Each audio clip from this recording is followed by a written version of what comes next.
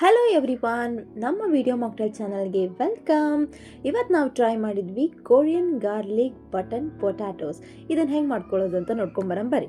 ಫಸ್ಟಿಗೆ 2-3 ಪೊಟ್ಯಾಟೋನ ಚೆನ್ನಾಗಿ ಬಾಯ್ಲ್ ಮಾಡಿಕೊಂಡು ಅದನ್ನು ಮ್ಯಾಶ್ ಮಾಡಿಕೊಡ್ರಿ. ಆಮೇಲೆ ಇದಕ್ಕೆ 1/2 ಕಪ್ ಕಾರ್ನ್ಫ್ಲೋರ್ ಹಿಟ್ಟನ್ನ ಹಾಕಿ ಚೆಂದಾಗಿ ಮಿಕ್ಸ್ ಮಾಡಿಕೊಂಡು ಚಪಾತಿ ಹಿಟ್ಟಿನ ಹದಕ್ಕೆ ಒಂದು ಸ್ವಲ್ಪ ನಾದ್ಕೊಳ್ರಿ.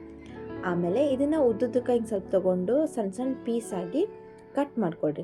ಈ ಕಟ್ ಮಾಡ್ಕೊಂಡಿರೋ ಪೀಸಸ್ನ ಸಣ್ಣಗೆ ಬಾಲ್ ಥರ ಮಾಡಿಕೊಂಡು ಆಮೇಲೆ ಅದನ್ನು ಒಂದು ಬಾಟಲ್ ಮುಚ್ಚಳದಿಂದ ಅಥವಾ ಒಂದು ಬಾಟಲ್ದಿಂದ ಏನು ಮಾಡಿಕೊಡ್ರಿ, ಬಟನ್ ಶೇಪಿಗೆ ಒಂದು ಮಶ್ರೂಮ್ ಶೇಪಿಗೆ ಬರೋ ಥರ ಪ್ರೆಸ್ ಮಾಡಿಕೊಡ್ರಿ. ಇದೊಂದು ಆಪ್ಷನಲ್ ಥರ, ಅಂದರೆ ಬಟನ್ ಪೊಟ್ಯಾಟೋಸ್ ಅಂತ ಹೆಸರು ಕೊಟ್ಟಿವಲ್ಲ, ಸೊ ಬಟನ್ ಶೇಪಿಗೆ ಮಾಡ್ಕೊಳ್ಳೋಣ.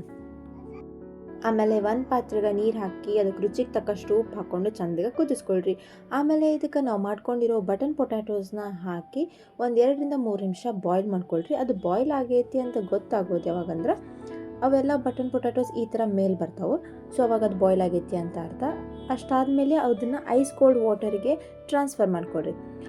ಒಂದು ಪಾತ್ರೆಗೆ ಸಣ್ಣಗೆ ಹೆಚ್ಚಿರೋ ಬೆಳ್ಳುಳ್ಳಿ, ಸಣ್ಣಗೆ ಹೆಚ್ಚಿರೋ ಕೊತ್ತಂಬರಿ, 1 ಟೇಬಲ್ ಸ್ಪೂನ್ ಖಾರದ ಪುಡಿ, 2 to 3 ಡ್ರಾಪ್ಸ್ ಸೋಯಾ ಸಾಸ್, ಆಮೇಲೆ ಸ್ವಲ್ಪ ಬಿಳಿ ಎಳ್ಳು, ಆಮೇಲೆ ಅದಕ್ಕೆ 1 ಟೇಬಲ್ ಸ್ಪೂನ್ ಕಾದಿರೋ ಎಣ್ಣೆ ಹಾಕ್ಕೊಂಡು ಚಂದಗೆ ಕಲಿಸ್ಕೊಳ್ರಿ. ಆಮೇಲೆ ಈ ಮಿಕ್ಸ್ ಮಾಡ್ಕೊಂಡಿರೋ ಇಂಗ್ರೀಡಿಯೆಂಟ್ಸಿಗೆ ನಾವು ಬಾಯ್ಲ್ ಮಾಡ್ಕೊಂಡಿರೋ ಬಟನ್ ಪೊಟ್ಯಾಟೋಸ್ನ ಹಾಕಿ ಚಂದಗೆ ಕಲಿಸ್ಕೊಳ್ರಿ. ಅದೆಲ್ಲ ಇಂಗ್ರೀಡಿಯೆಂಟ್ಸು ಚಂದಗೆ ಕೋಟ್ ಆಗೋ ಥರ ಚೆನ್ನಾಗಿ ಕಲಿಸ್ಕೊಳ್ರಿ.